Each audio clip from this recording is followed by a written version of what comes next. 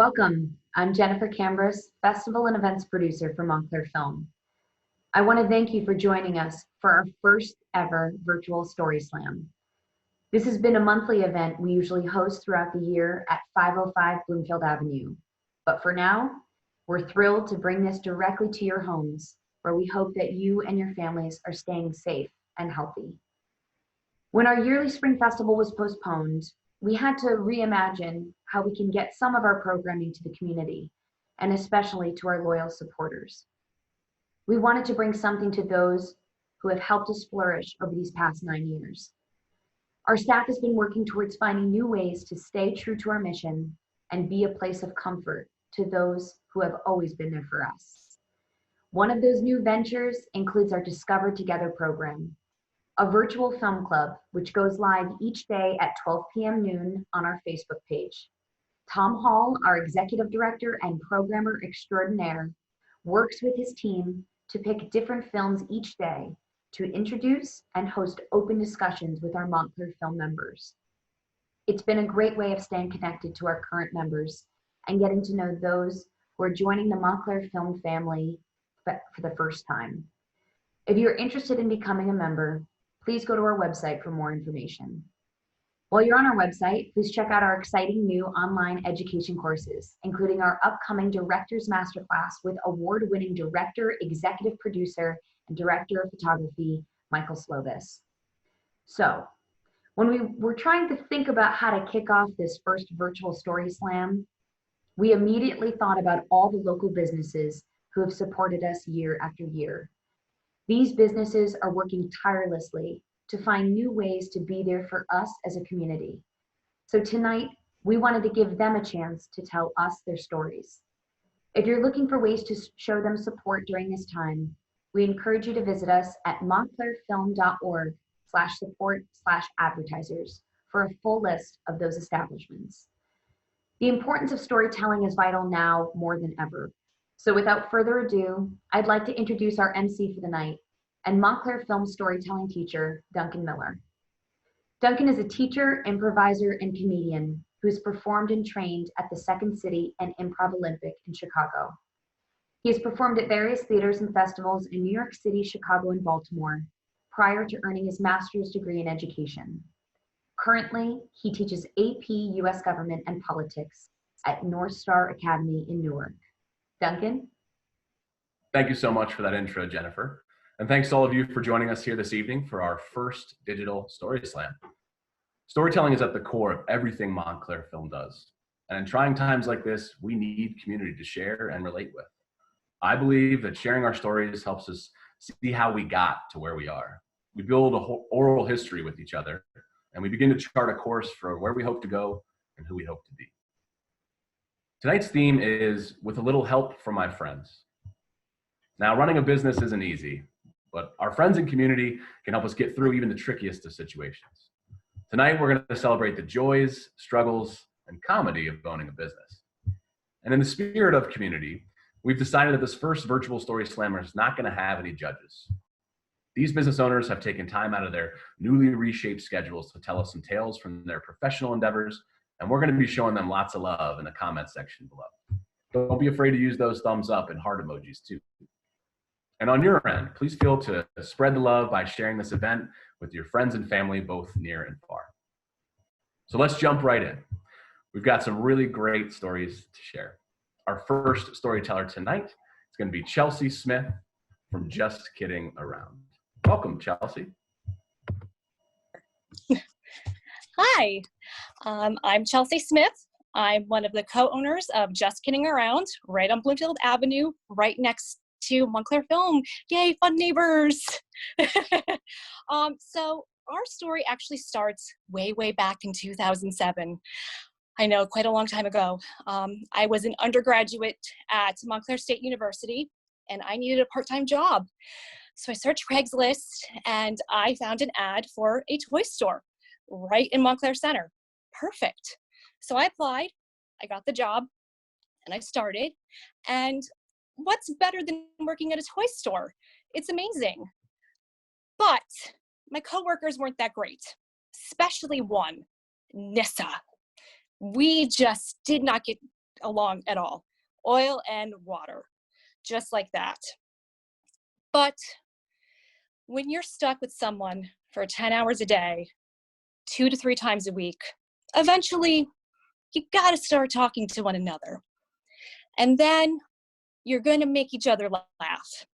And then you're kind of stuck being friends with each other. And then you're best friends. And then your family. It's a really magical space, and it has been for over 10 years for me. And in 2018, myself and Nissa were given the opportunity by the previous owner to take over the store and make it our own and become the owners. And we couldn't pass it up. The space itself is our home and is also the home to so many of our friends, our extended family. It's part of us. So on September 1st, 2018, we became the owners of the toy store. And now we get to continue this dream that we had of having an inclusive space for families, for children, and also for us and all of our coworkers and our families as well. So that's our story, and I just hope that we can keep doing it for as long as we can. I love everyone I work with. As I said, they're my family, and I can't imagine not having them around. So thank you. Chelsea, thanks so much. That was such a great start. Yes, round of applause. Thank you. Your peers and other business owners are so excited to hear your origin story there. And I have to say, having been in your shop a couple times for some gifts for some little people in my life, I've always gotten a lot of accolades for how well I wrap gifts. And I actually am very bad at wrapping gifts. So the secret's safe with me. Thank you so much for going first. And thank you so much for running this an excellent business right next to Montclair Film. Awesome start for the evening. All right, we are going to move to Jennifer Snyder. She's our next storyteller, and she is with the Little Daisy Bake Shop. Welcome, Jennifer. Thank you. Hi, I'm Jennifer Snyder. I'm the owner of the Little Daisy Bake Shop. We're a nut-free bakery in Upper Montclair, and we've been open since 2011. My tale is one of being prepared and a little bit of crisis management. A few years after we opened, we were asked to be a part of MKA Grandparents' Day, and we were doing the sweets table for this event, and it was our understanding that the grandparents wanted the sweets and maybe would have some tea, but definitely would not drink a lot of coffee. What we didn't know was that the favor that they were giving the grandparents when they walked in the event was a really large travel coffee mug. And so within minutes, we had a line of about 100 grandparents, and the first 5 or 6 grandparents went through the line, filled their coffee mug up to the brim, and we were out of coffee. And so they did a few announcements on the loudspeaker in the auditorium, and I don't know if you've seen the movie Airplane, but it's like when the flight attendant Elaine comes on and says, you know, we veered thousands of miles off course, and the reason why the plane is getting bumped around is asteroids are bumping into the side of the plane, and everyone remains calm. And then she says, and we're running low on coffee, and all heck breaks loose. I'm sure that it didn't really happen that way, but that's the way I remember it, is everybody going crazy. So I quickly, I got a tray of scones and muffins, and I was going down the line. Would you like a tray? Would you like a scone? Would you like a muffin? No, I just want coffee, just coffee. We had a problem. So I went running out of the school. I drove so fast to Starbucks on Church Street. I asked them how long it would take to do a to-go coffee box. It's 25 minutes. No, it's way too long. I call the bakery. I have them brew coffee. I have my mother-in-law who's visiting from Seattle. I have her go to the Starbucks on Valley Road. And I remember just racing across town, not even slowing the car down while they put the coffee into the car. I'm racing back. And when I get there, my coworker, Selena, had gone into the PTA room there and had brewed some coffee. And then we had so now we've got all this coffee. And at that point, that part of the event was over. They go to the classrooms, the grandparents all go to their classrooms to meet the teachers, and we're waiting. There's nobody in there. We're waiting, and we're just looking at the table. We have all this coffee, and we hear them start coming back, and we think we're ready for them now. We have all the coffee. We come back. Nobody wants a cup of coffee. Nothing. Now all they want are the sweets, and they're grabbing the sweets as fast as they can. They're shoving them in their purse and their jacket pockets before they leave, and then they go to the valet, which was a disaster, but that's their story to tell. But the lessons that we learned was that if you are doing an event and you think you have enough, you don't, so do some more. And if anyone tries to tell you that older people don't drink coffee, you can look them in the eye and say that is false.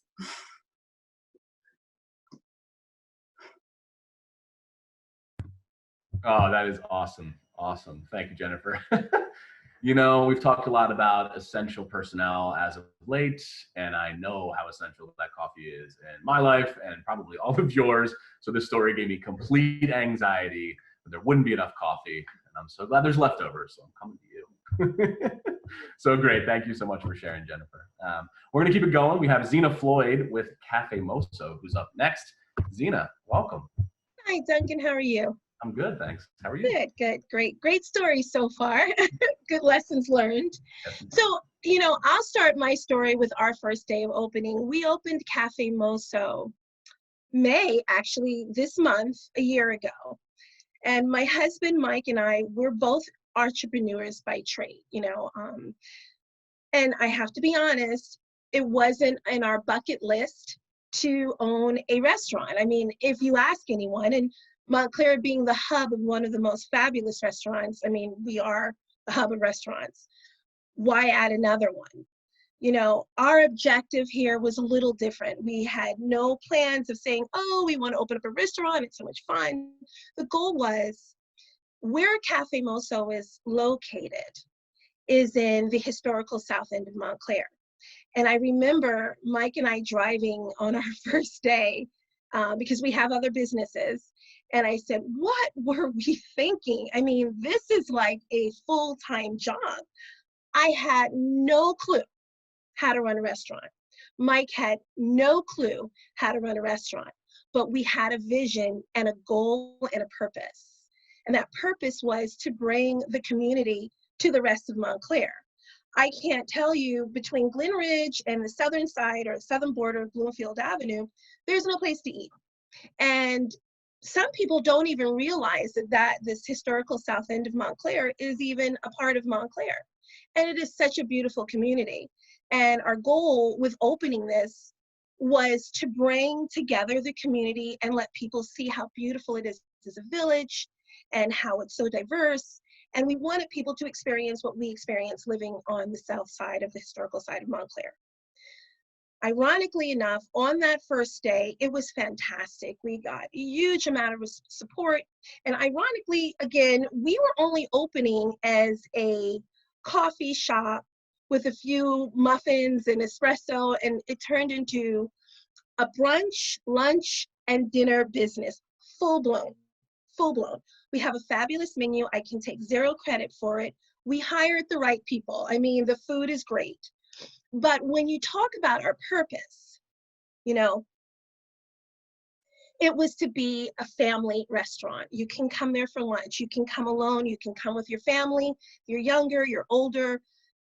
Everybody was welcome. And we wanted people to experience that as they visited Cafe Moso. And ironically enough, recently with the COVID experience, we had a gentleman that came in. When we were closed, we're still open for takeout. And this is when it hit me that we actually succeeded in our goal, which was to be there for the community when they needed us. He came in and he sat down, and even though we were closed for the public, he said, do you mind if I sit and just order something? I'll stay over in the corner of the restaurant. I'm like, sure, because he was a regular that came in. And he said, you know, my father died today. And I have to tell you, I was a little taken back. I don't believe that he died of COVID, but he was an elderly man and he couldn't see him. on his last day. And it was such a blessing that he chose, hours after finding out that his father had passed, to come and sit with us.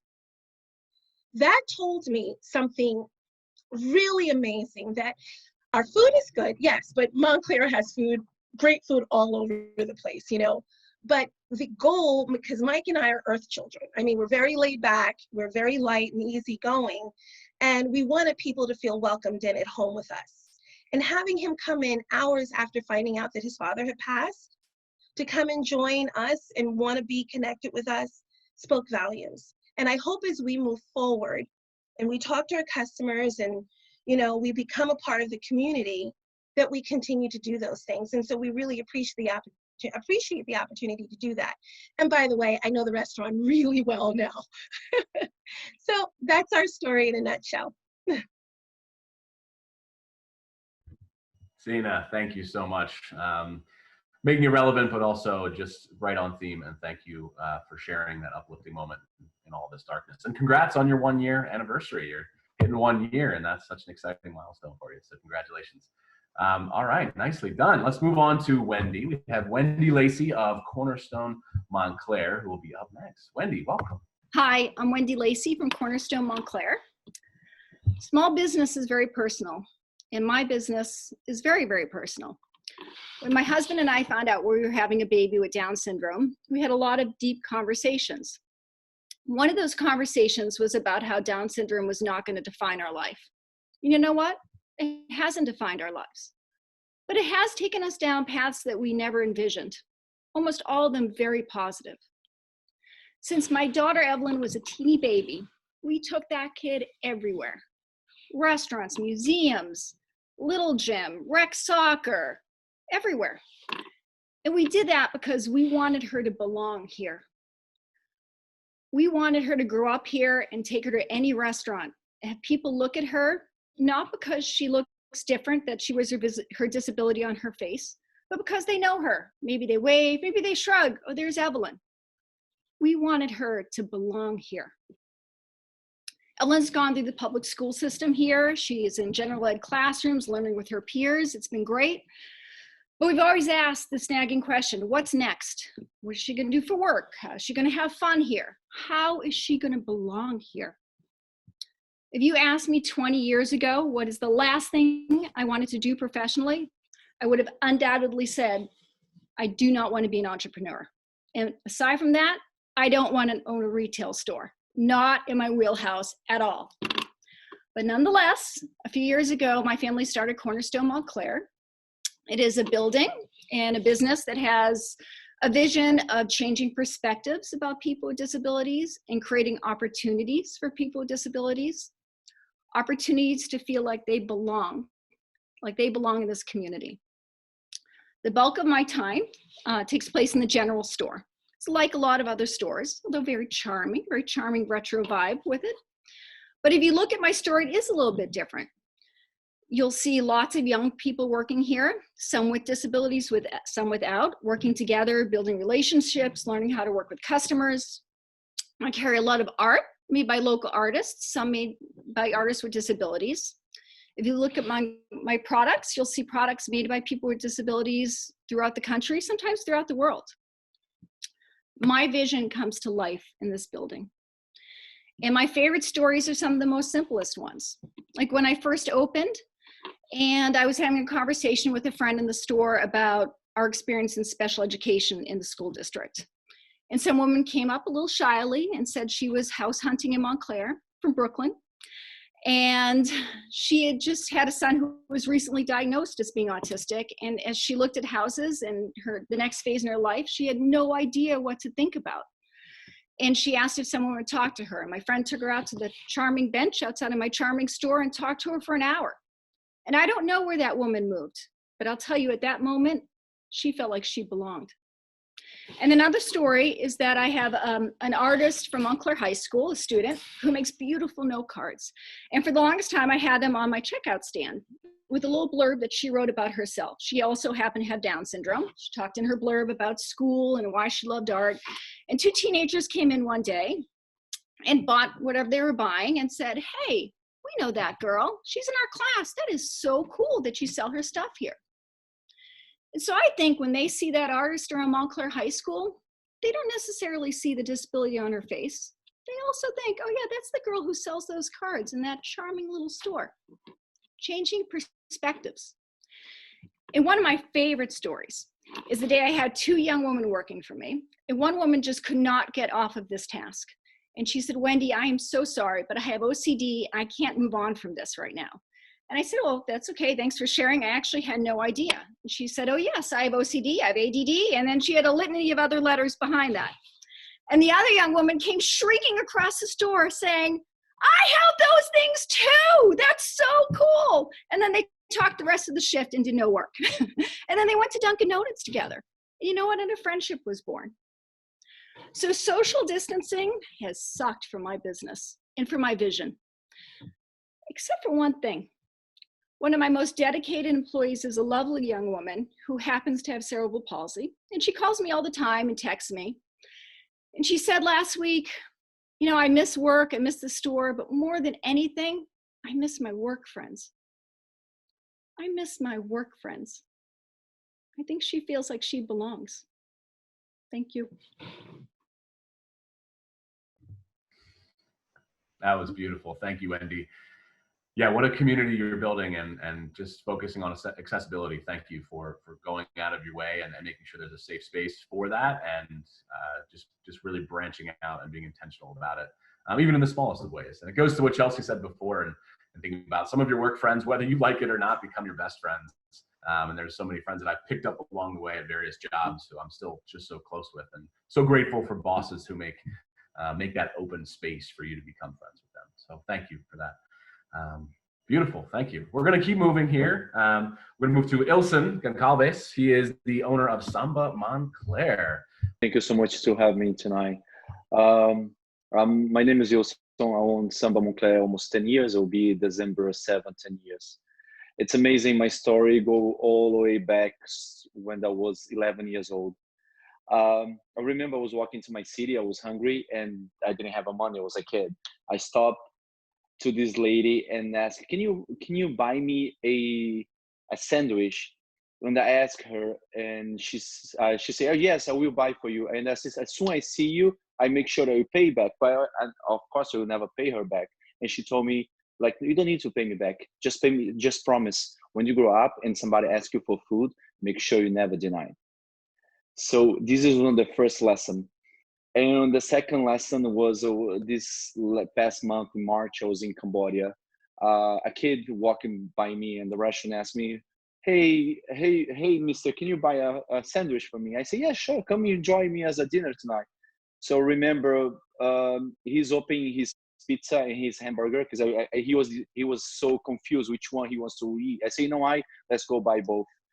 And he asked me, so should I buy both? Yeah, sure. Don't worry. I remember he was opening the pizza and the hamburger. I was starting crying, and he dried my tears.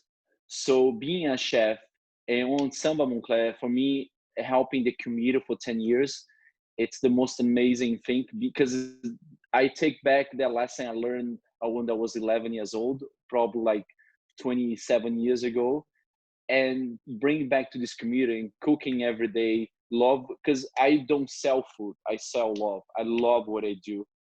And when somebody, I swear I forgot, when somebody walks to Samba asking me for money, I never give because I don't believe in giving money to people. But if anybody walks to Samba and asks me for food, I tell the person, open the menu and feel free to order anything you want. And this is like, it's that lesson I learned for that old lady. I wish I can see her back and meet her back because it's an amazing experience. And being in this community like Montclair, it's amazing because you meet so many different people every day. And sometimes I see people having problem with decline card and say, this is like I'm giving back to the community, like I'm giving back to you because I love to help people because I know sometimes people struggle. And sometimes I know it's not easy working like in other store, a rental store. And sometimes they don't make that much money and give us as a compliment. And to remember Samba, they making these people happy, as being in the community. So for me, I love what I do. And so even right now, if the COVID, I learned for the lesson for the little boy, I decide after back to America, with the COVID-19, I decided to donate every Wednesday 50 dinners to the Tony's Kitchen to help the community, because I know this is the lesson I learned for the lady so many years ago, and it's a great experience I have. So that's my story. I hope you guys enjoy it. Sometimes I feel like to cry. I'm very cry. I like to cry sometimes, but I try to hold to not cry. So because it's amazing stories, everyone. Well, you can cry, and thank you, Ilson. That was beautiful and got me really choked up. And the idea that you sell love. I've worked in restaurants, and I know your food is fantastic, but now knowing the story behind your philosophy, it just changes my whole opinion of coming into your establishment. So thank you for sharing that. What a beautiful story and way to live life. Thank you for being a pillar in Montclair, and to everybody who shared their stories. Thank you. Deep breath. We're going to keep moving and move to Rachael. Rachael Grochowski owns RHG Architecture and Design. We'll get Rachel's story up next. Hi, Rachael. Welcome. Thank you. Hi, I'm Rachael Grochowski of RHG Architecture Design, and also the designer of Montclair Films' home at 505.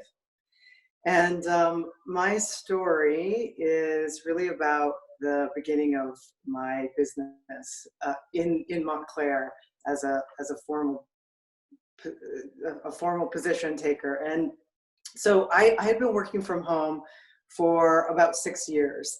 And, while I had 3 children, and the idea was just to keep my foot in the door. But it started turning into a business, and I got to a point where I decided that I either needed to put more effort into it, really commit to it, or I just need to let it go.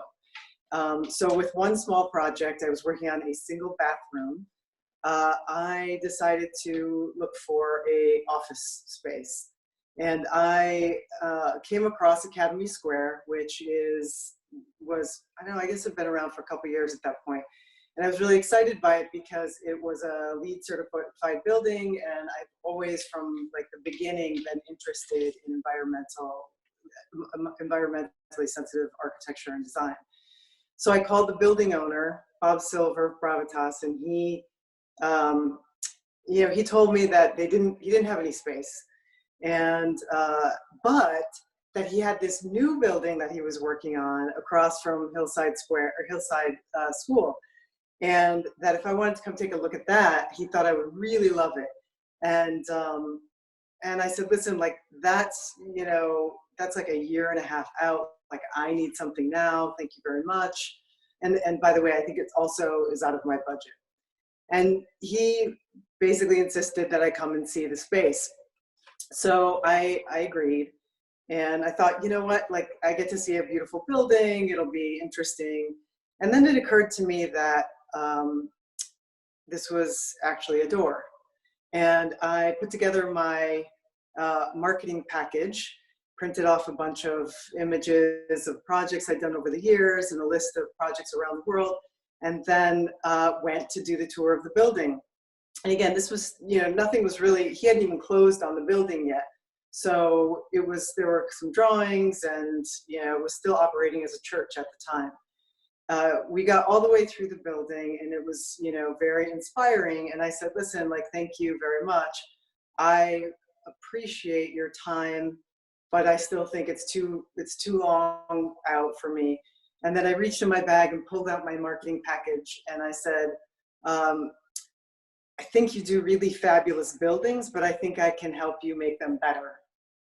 And I handed the package to him, and he said, thank you. He was a little taken back and said, thank you. I really have a great team. And I said, I said, I'm sure that you do. I shook his hand and I left. About 2 weeks later, he called me and he said, I thank you for your marketing package. I really still, don't need anyone else on my team, but I did give your name to the church. And that was the church who was selling him the building, and they were going to have a new church in that building. And so I met with the church and went to their, to their board meeting to be interviewed, and then attended a service to really understand who they were. And they actually wanted this modern design church, which was perfect for me. And they ended up hiring me. And I couldn't have been happier. I was like, that was all worth it at that point. And a couple weeks later, I got another call from Bob Silver. And he was a little maybe envious that the church had hired me. And he sort of said, so what did you do? What made them hire you? And I just said, I listened, and by the end of that conversation, he had asked me for proposals for the Hillside, what has become Hillside Square. And again, I gave him the proposals, and he again said, thank you, but no thank you. And again, I thought, well, that's fine. I still have this church project. It would be great. And then another few weeks later, he called and he actually said, yes, I'd like you to I'm going to take a risk and I'm going to bring you on board for this building. And it was a great project. And I've done 7 buildings, including his home, with him since then. And it just reminds me that for small businesses in a town, the size of ours, that, sometimes we need a little help from our friends, and that sometimes our friends become a lot like family. Thank you. Wow, thank you, Rachel. That was beautiful. Yeah, I love what you said about I saw it as a door. And to me, I'm trying to keep that mindset in this time and try to see where are these doors. And maybe it's a window and it's only cracked, but I got to find a way to get it open. You certainly have epitomized that mentality. That's a beautiful thing. And look at the success on the other side of your persistence. It's beautiful. Thank you.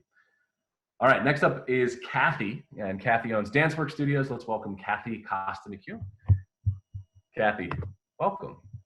I'm Kathy Costa McKeown, the owner of DanceWorks Studios here in Montclair. I have been in my home at 127 Grove Street for 22 years. I am currently celebrating my 22nd season of dance. 22 years ago, I was teaching dance for 6 years at the Montclair Cooperative School.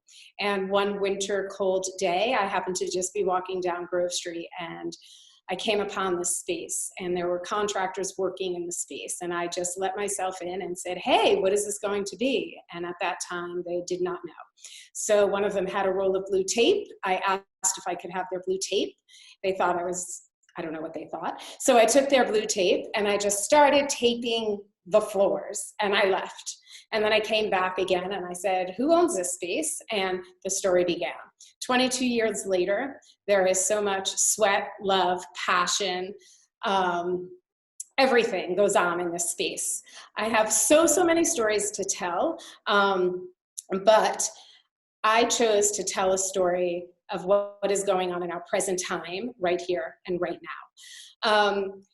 So for 22 years, you can only imagine, it's not hundreds, it's thousands of children that have made it across this space with me and spent their entire childhood with me. So many of our students start with me at age 3 and do not leave me until they're 18. And then they still don't leave me because many of them go off to college and choose different careers, and many choose dance, and then they come back and they teach for me and they manage for me and they produce for me. And we are an incredibly large family. So when COVID struck, on Friday, March 13th, it was our last physical day in our space teaching classes. And when I walked out the door at 7 p.m., one of my faculty members decided to do a drive-by into the back parking lot. And she saw me, and we actually did hug and embrace. And we said, we'll see each other in a few days. That's what we thought. Anyway, I went home, and that evening I was like, I don't know. I really don't know. And maybe it'll only be 2 weeks. Okay, 2 weeks. We can do anything for 2 weeks, anything at all. But in the meantime, I reached out to my studio manager and my production manager, and I said, let's have a meeting.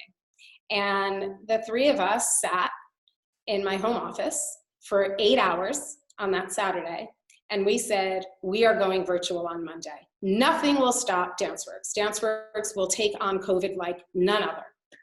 So we developed a plan, and on Monday, we did shifts of faculty coming in and out of our physical home, and recorded 2 weeks worth of classes. So it was like a 12-hour production day. It was very intense. And let me not make light of this at all, because when we first walked through the door, Nell Conway, who serves as my production and marketing manager, we walked in together, and we both fell to the floor and hysterically cried.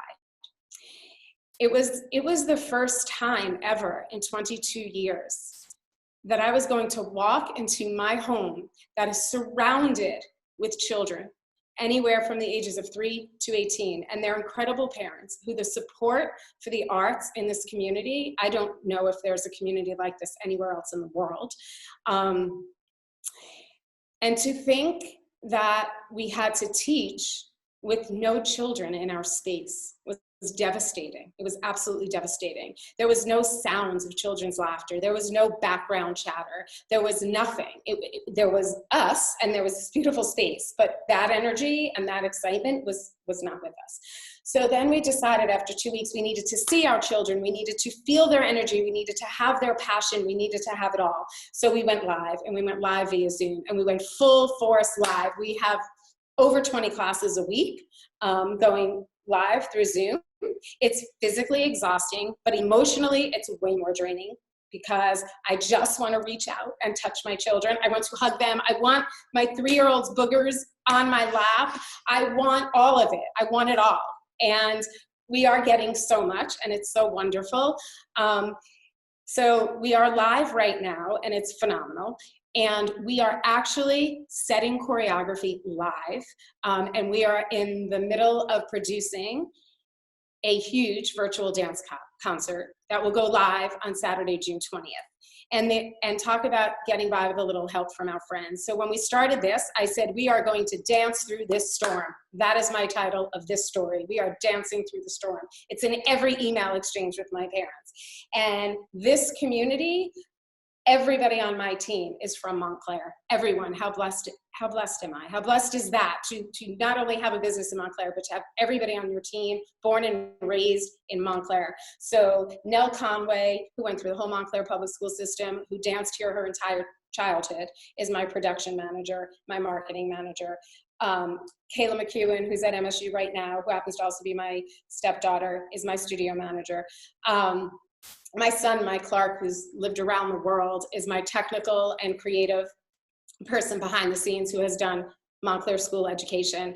And last but not least, Carly Storm Branding Company is stepping in, and they are helping us with videography as well. So we're super excited about June 20th. COVID's got nothing on DanceWorks. We're going strong. We're moving through. We're dancing through this storm. And it's so great to see so many of my fellow small businesses on the screen who, if I'm not buying cake, every Friday night we're at Samba. Every Friday, once a month, I'm at Wendy's place, the Cornerstone. So it's really awesome to just see all of this happening and all of this support. That's my story. Thanks. Mwah. Thank you. That was beautiful. And I just can't say enough how great it is, especially the age range that you teach. Being a teacher myself too, you don't realize what you're showing and teaching in the actions that you take. And right now you're teaching them that they can do anything virtually, that things can be done despite overwhelming odds. And I think that's really the takeaway, whether they dance career comes next or they just look back and say, wow, this changed the way I view the world and what I can do. So thank you for that. That's beautiful. We're going to keep moving. Some awesome stories in this community we're building here. We are going to move to Roderick Logan. He is with Coldwell Banker Realty. All right, Roderick, welcome. Thanks, Duncan, so much. I'm Roderick Logan. I'm the Branch Vice President Managing Broker of Coldwell Banker here on 242 Bellevue Avenue, only a couple of doors down from the Bellevue Theater. So in the heart of our little uptown art district over here. And as I think about what we're all going through right now, and the little help from our friends, obviously, Coldwell Banker, we're in the business of helping people in their homes, and Coldwell Banker has been guiding people home since 1906. And the opportunities that we've all experienced right now is working in a different way and really connecting with people in their homes, not only getting them into homes, but really reaching out and connecting to them a different way. And we're really learning and seeing the value of relationships with our clients. As I talk to my agents are always very focused on connecting with their past clients and staying connected with them. They learn through the years as they get into relationships and grow their families and move in and out of homes. And we've really put a special attention around in the last few weeks around making a concerted effort to reach out to our clients, to reach out to past clients. And we're learning some interesting things as we do. We're learning, we're going right into their homes on these Zoom calls with my agents. We get together about 3 times a week doing these Zoom calls. So Zoom is like now second nature to all of us. So we're learning more technology. And it's interesting because we're able to have office meetings in a different way. We're actually now sitting in each other's living rooms, sometimes sitting in each other's bedrooms. I have to say, I didn't know there's so many cat lovers out there.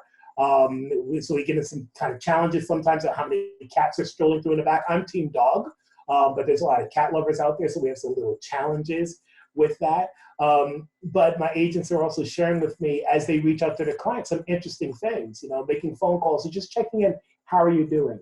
And they're learning how, some of their past clients and friends, how their families have grown. They remember when they first sold them a home. They, are a young couple just starting out, and now you pick up the phone a couple of years later and they remember checking in and they had 1 kid, now they have 2 kids, 3 kids. So it's interesting to see how families have grown out there. A funny story one of my agents had shared with me is as he was reaching out to one of his past clients, the client didn't answer the phone, but then sent my agent back a video text message and said, thank you so much for reaching out to me and thinking of me during these times. It really meant a lot. And actually showed him a pen that my agent had sent to him 10 years ago. And that client had kept that pen with the agent's picture on it. You can imagine those little promotional items out there, kept the pen from 10 years. And it really touched my agent that that person remembered them and kept that little piece of nostalgia for so long. As we reach out, people are reaching out to us. I had an interesting occurrence where one of my past high school girlfriends, which is a different story in of itself, had reached out to me from, if I date myself, 30 years ago. And when I say high school girlfriends, let's clarify this. It was 6th grade science class. I remember asking her out to go study with me. She said, I need a moment. She went home, came back the next day, and she had a note from her grandmother that said, my granddaughter is too young to date now. So, but now 30 years later, she's coming after me. So it's interesting to see these connections, from years past. And I welcomed it because, as she was reaching out to me, she just said, I'm just reaching out to a friend from the past.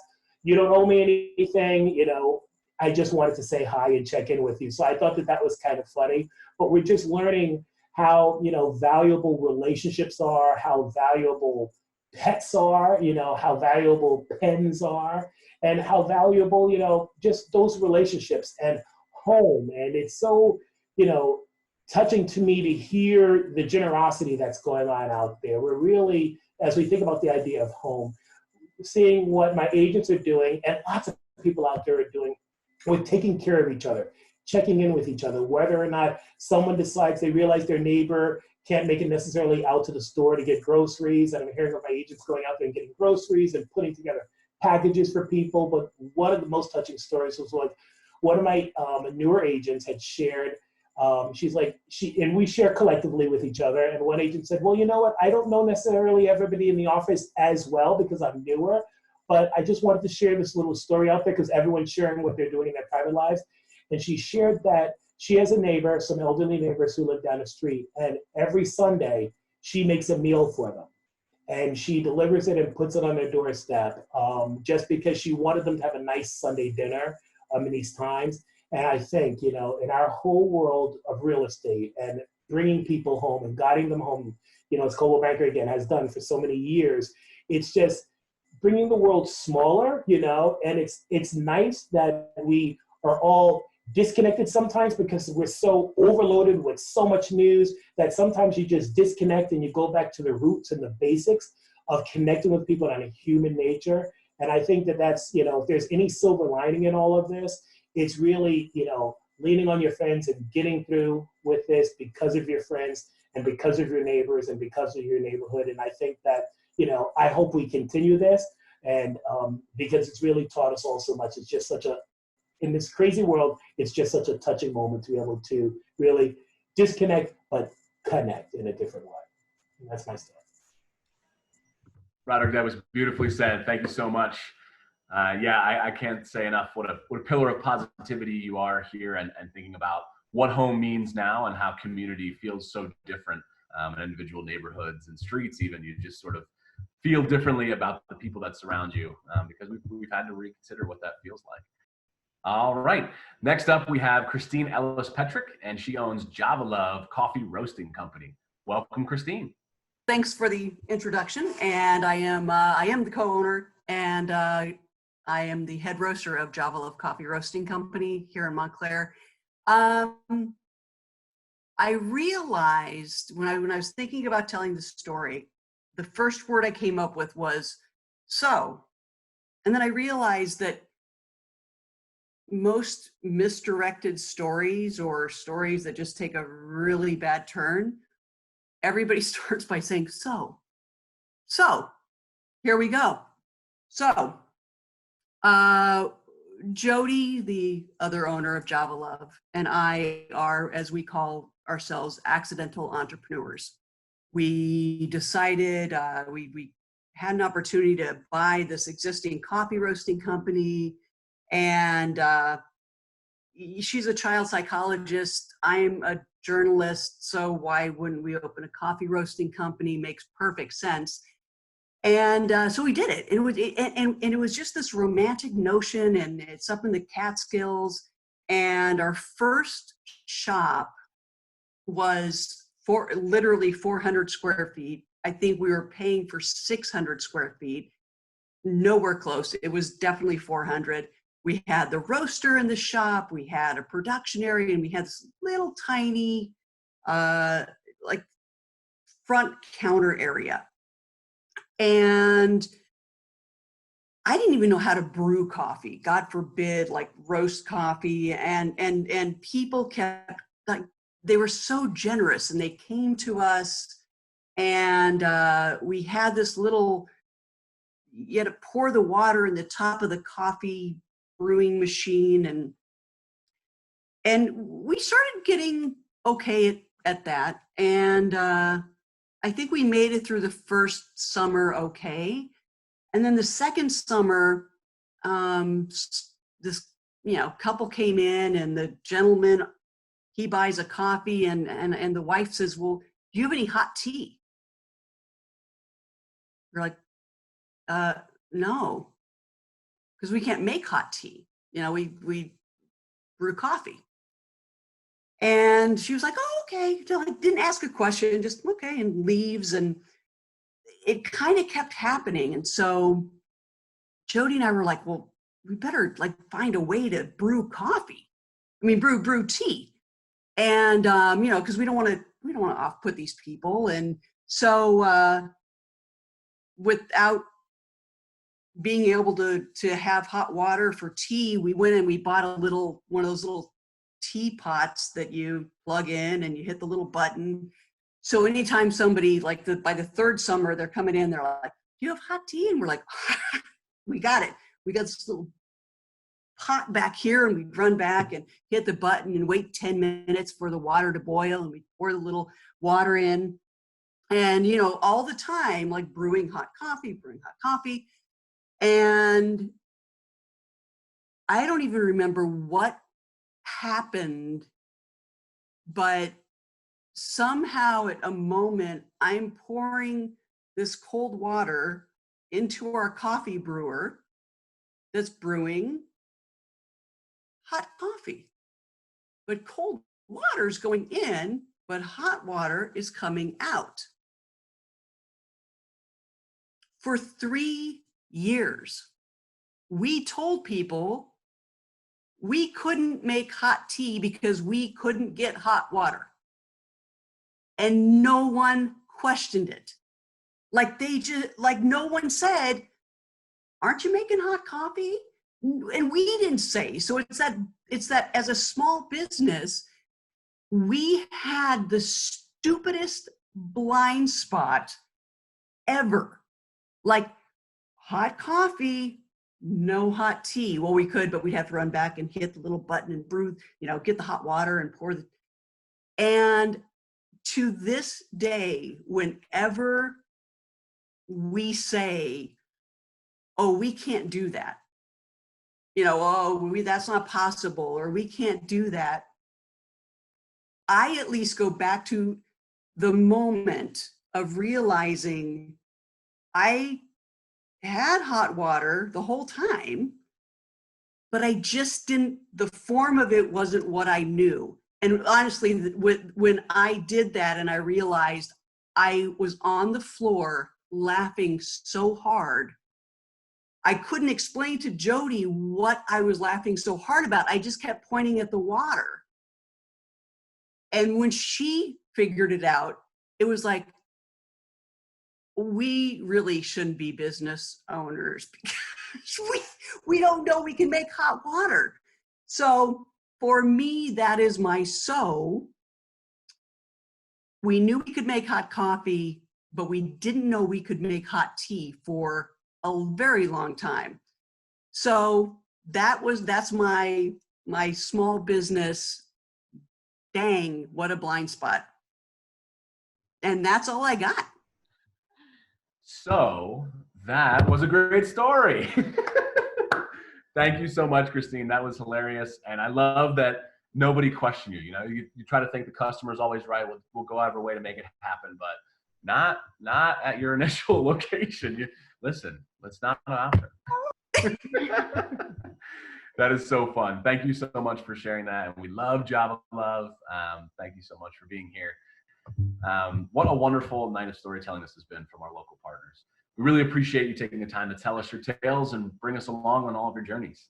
Hang in there. Before long, we're going to all be together and doing business with each other even more together again. To see more about each one of the businesses you heard from tonight and other establishments that help Montclair Film be what it is, please go to our website at montclairfilm.org. Thanks again to everyone, and have a wonderful night. Stay safe.